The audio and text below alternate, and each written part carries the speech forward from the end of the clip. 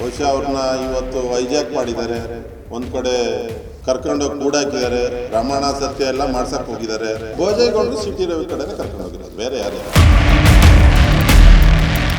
ಯಾಕೆಂದ್ರೆ ನಾನು ದುಡ್ದಿರೋದು 30 ವರ್ಷದಿಂದ BJPನಲ್ಲಿ. KJP ಹೋಗ್ಬೇಕಾಗಿತ್ತು, MLC ಆಗಬೇಕಿತ್ತು, MLA ಆಗಬೇಕಿತ್ತು, ಅವೆಲ್ಲವನ್ನೂ ಅವಕಾಶ ತಪ್ಪಿಸಿದ್ದು CT ರವಿಗೋಸ್ಕರ. ಇವ್ರನ್ನ ನಮ್ಮ ಲೀಡ್ರು ಅಂತ ನಂಬಿರೋದಕ್ಕೋಸ್ಕರ ನಾನು ಕೈ ಬಿಟ್ಟಿದ್ದು. 30 ವರ್ಷದಿಂದ ಪ್ರಾಮಾಣಿಕವಾಗಿ ದುಡಿದಂಥ ಕಾರ್ಯಕರ್ತನ ಕೈ ಬಿಟ್ಟು ಅವ್ರ ವಿರುದ್ಧವಾಗಿ ಸ್ವಾತಂತ್ರ್ಯ ಸಂದರ್ಭದಲ್ಲಿ ಹಾಲಿನ ಅಭಿಷೇಕ ಮಾಡ್ಕೊಂಡು ಅವ್ರನ್ನ ಜೊತೆಲಿಟ್ಕೊಂತಾರೆ ಅಂತ ಹೇಳಿದ್ರೆ,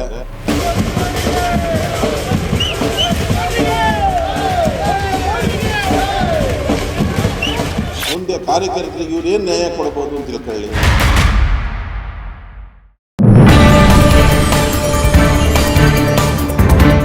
ತೀವ್ರ ಕುತೂಹಲ ಮೂಡಿಸಿದ ಚಿಕ್ಕಮಗಳೂರು DCC ಬ್ಯಾಂಕ್ ಚುನಾವಣೆ. ಸಂಘದ ಸದಸ್ಯರನ್ನ ಹೈಜಾಕ್ ಮಾಡಿದ್ದಾರೆ ಎಂದ ನಿರಂಜನ್. ಸಿಟಿ ರವಿ ಭೋಜೇಗೌಡರು ಕಡೆಯವರು ಕರ್ಕೊಂಡು ಹೋಗಿದ್ದಾರೆ.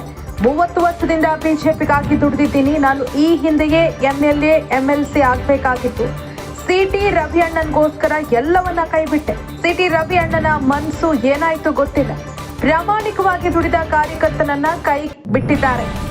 ಸಿಟಿ ರವಿ ಸೋತಾಗ ಭೋಜೇಗೌಡರು ಹಾಲಿನ ಅಭಿಷೇಕ ಮಾಡಿಸ್ಕೊಂಡ್ರು. ಈಗ ಅವರನ್ನೇ ಜೊತೆಲಿಟ್ಕೊಂಡ್ರೆ ಹೇಗೆ ಅಂತ ಪ್ರಶ್ನೆ. ಇವರು ಮುಂದೆ ಕಾರ್ಯಕರ್ತರಿಗೆ ಯಾವ ನ್ಯಾಯ ಕೊಡ್ತಾರೆ? ಸಿಟಿ ರವಿ ಅವರನ್ನ ಪ್ರಶ್ನೆ ಮಾಡಿದ ನಿರಂಜನ್.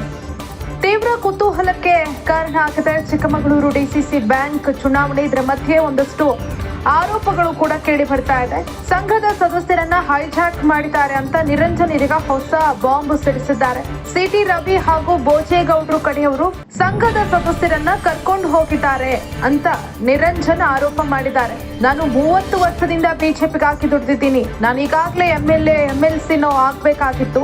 ಆದ್ರೆ ನಾನು ಎಲ್ಲವನ್ನ ಕೂಡ ಸಿಟಿ ರವಿ ಅಣ್ಣನ್ಗೋಸ್ಕರ ಕೈ ಬಿಟ್ಟೆ. ಸಿಟಿ ರವಿ ಅಣ್ಣನ ಮನಸ್ಸು ಈಗ ಏನಾಯ್ತು ಅಂತ ನನಗೆ ಗೊತ್ತಿಲ್ಲ. ಪ್ರಾಮಾಣಿಕವಾಗಿ ದುಡಿದ ಕಾರ್ಯಕರ್ತರನ್ನ ಕೈ ಬಿಟ್ಟಿದ್ದಾರೆ ಹೀಗಂತ ನಿರಂಜನ್ ಬೇಸರವನ್ನ ಹೊರಹಾಕಿದ್ದಾರೆ. ಇನ್ನು ಸಿಟಿ ರವಿ ಸೋತಾಗ ಭೋಜೇಗೌಡರು ಹಾಲಿನ ಅಭಿಷೇಕ ಮಾಡಿಸ್ಕೊಂಡಿದ್ರು. ಈಗ ಅವರನ್ನೇ ಜೊತೆಯಲ್ಲಿ ಇಟ್ಕೊಂಡ್ರೆ ಹೇಗೆ ಅಂತ ನಿರಂಜನ್ ಪ್ರಶ್ನೆ ಮಾಡಿದ್ದಾರೆ.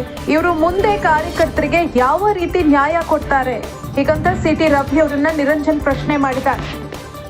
17/1/2026 ನಡೀತಾ ಇರ್ತಕ್ಕಂಥ ಜಿಲ್ಲಾ DCC ಬ್ಯಾಂಕಿನ ಎಲೆಕ್ಷನ್ನಿನ ಚಿಕ್ಕಮಗಳೂರು ಸಾಮಾನ್ಯ ಕ್ಷೇತ್ರದಿಂದ MS ನಿರಂಜನಾದ ನಾನು ಸ್ಪರ್ಧೆ ಮಾಡಿದ್ದೀನಿ.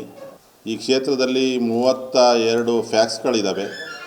ಕಳೆದ 5 ವರ್ಷದಿಂದ ಹಿಂದೆ ನಾನು ಅಧ್ಯಕ್ಷ ಆದಂಥ ಡೈರೆಕ್ಟರ್ ಆದಂಥ ಸಂದರ್ಭದಲ್ಲಿ ಈ 32 ಫ್ಯಾಕ್ಸಿಗಳು ಕೂಡ ನನ್ನ ಕೈಲಾದಷ್ಟು ಸೇವೆಯನ್ನು ಸಹಕಾರವನ್ನು ಮಾಡಿಕೊಂಡು ಕೆಲವೊಂದು ಫ್ಯಾಕ್ಸ್ಗಳು ಲಾಸ್ನಲ್ಲಿದ್ದಂಥ ಫ್ಯಾಕ್ಸ್ಗಳನ್ನೂ ಕೂಡ ಪರಿಗಣಿಸಿ ಅವು ಉನ್ನತ ಸ್ಥಾನಕ್ಕೆ ತಂದು ಅವು ಕೂಡ ಇವತ್ತು ಡೆಲಿಗೇಷನ್ ಆಗಿ ಬಂದಿದ್ದಾರೆ.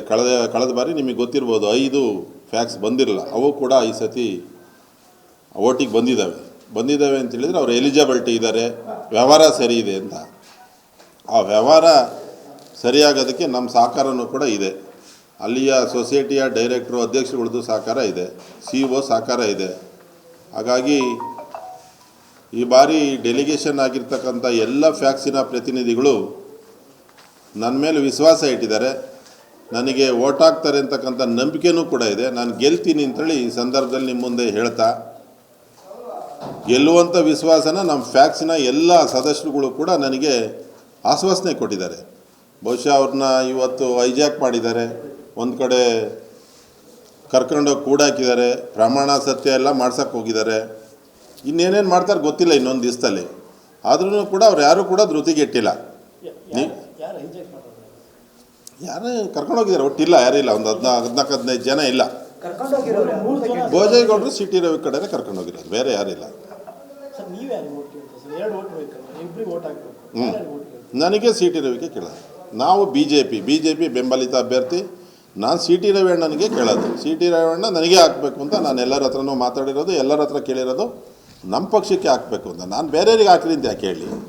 ಈಗ ಯಾಕೆಂದ್ರೆ ನಾನು ದುಡ್ದಿರೋದು 30 ವರ್ಷದಿಂದ BJPನಲ್ಲಿ. ಎಂತೆಂಥ ಅವಕಾಶಗಳನ್ನೇ ನಾನು KJP ಹೋಗಬೇಕಾಗಿತ್ತು, MLC ಆಗಬೇಕಿತ್ತು, MLA ಆಗಬೇಕಿತ್ತು, ಅವೆಲ್ಲವನ್ನೂ ಅವಕಾಶ ತಪ್ಪಿಸಿದ್ದು CT ರವಿಗೋಸ್ಕರ ಇವ್ರನ್ನ ನಮ್ಮ ಲೀಡ್ರು ಅಂತ ನಂಬಿರೋದಕ್ಕೋಸ್ಕರ ನಾನು ಕೈ ಬಿಟ್ಟಿದ್ದು. ಇಲ್ಲಾಂದ್ರೆ ನಾನು ಇವತ್ತು MLA ಕೂರ್ತಾಯಿದ್ದೆ ತಮ್ಮಗಳ ಮುಂದೆ. ಆದರೆ ಯಾಕೋ ಏನೋ ಅವರು ಮನಸ್ಸು ಏನಾಯ್ತೋ ಗೊತ್ತಿಲ್ಲ, 30 ವರ್ಷದಿಂದ ಪ್ರಾಮಾಣಿಕವಾಗಿ ದುಡಿದಂಥ ಕಾರ್ಯಕರ್ತನ ಕೈ ಬಿಟ್ಟು ಅವ್ರ ವಿರುದ್ಧವಾಗಿ ಸ್ವಾತಂತ್ರ್ಯ ಸಂದರ್ಭದಲ್ಲಿ ಹಾಲಿನ ಅಭಿಷೇಕ ಮಾಡ್ಕೊಂಡವ್ರನ್ನ ಜೊತೆಲಿಟ್ಕೊಂತಾರೆ ಅಂತ ಹೇಳಿದರೆ, ನಾನು ಇವ್ರನ್ನ ಯಾವ ರೀತಿ ಅಂತ ತಿಳ್ಕೊಳ್ಳೋಣ. ಮುಂದೆ ಕಾರ್ಯಕರ್ತರಿಗೆ ಇವ್ರು ಏನು ನ್ಯಾಯ ಕೊಡ್ಬೋದು ಅಂತ ತಿಳ್ಕೊಳ್ಳಿ. ಯಾವ ನ್ಯಾಯ ಕೊಡ್ತಾರೆ ಕಾರ್ಯಕರ್ತರಿಗೆ? ಒಂದು ಫ್ಯಾಕ್ಸಲ್ಲಿ ಒಂದು ಬ್ಯಾಂಕಲ್ಲಿ ಡೈರೆಕ್ಟರ್ ಆಗಿ ಬಿಡಲ್ಲ ಅಂದರೆ ಮುಂದೆ ಏನು ಮಾಡ್ಬೋದು? ಅದೊಂದು ಆತಂಕ ಎಲ್ಲ ಕಾರ್ಯಕರ್ತರಲ್ಲೂ ಕಾಡ್ತಾ ಇದೆ. ಹಾಗಾಗಿ ನಾನು ಸ್ಪರ್ಧೆ ಮಾಡಿದ್ದೀನಿ. ಸ್ಪರ್ಧೆನ ಸ್ಪೋರ್ಟಿವ್ ಆಗಿ ತಗೊಂಡಿದ್ದೀನಿ. BJP ಪರವಾಗೇ ನಿಂತೀನಿ, ಯಾವತ್ತೂ BJP ಪರವಾಗೇ ಇರ್ತೀನಿ. ನನಗೆ ಆತಂಕ ಇರೋದೇನು, ನಾನು ಕಾರ್ಯಕರ್ತ ಆಗಬೇಕು ಅಂತಲ್ಲ, ನನ್ನ ಪರವಾಗಿ ಬೇರೆಯವ್ರಿಗೆ ಕೊಟ್ಟಿದ್ರು ಬೇಜಾರಿರಲಿಲ್ಲ. ಆದರೆ ಬೇರೆಯವ್ರನ್ನ ಕರೆದು ಕೊಟ್ಟಿದ್ದು ಬೇಜಾರಾಗಿದೆ. ನಮ್ಮ ಕಾರ್ಯಕರ್ತರು ಬೇಕಾದಷ್ಟು ಜನ ಇದ್ದಾರೆ. ಫ್ಯಾಕ್ಸ್ನಲ್ಲಿ 25 ಜನ ಗೆದ್ದಿದ್ದೀವಿ. ಆ 25 ಜನಗಳಿಗೆ ಇನ್ಯಾರನ್ನಾರು ಕೊಡ್ಬೋದಿತ್ತು, ಅಥವಾ ನಾವೇನಾದ್ರು ತಪ್ಪು ಮಾಡಿದರೆ ನನಗೆ ಹೇಳ್ಬೋದಿತ್ತು, ನಿನ್ನಿಂದ ಕೆಟ್ಟ ಹೆಸರಿದೆ, ನಿನಗೆ ಪಾರ್ಟಿ ಡ್ಯಾಮೇಜ್ ಆಗ್ತಾಯಿದೆ, ನಿನ್ನಿಂದ ನೀನೆಲ್ಲೋ ದುಡ್ಡು ಹೊಡೆದಿದ್ಯಾ, ಅದು ಯಾವ್ದಾದ್ರು ಒಂದು ಆಪಾದನೆ ಇದ್ದರೆ ಹೇಳಿ. ಯಾರ ಹತ್ರ 100 ರೂಪಾಯಿ ಕಮಿಷನ್ ಇಸ್ಕೊಂಡಿದ್ರೆ ಹೇಳಿ.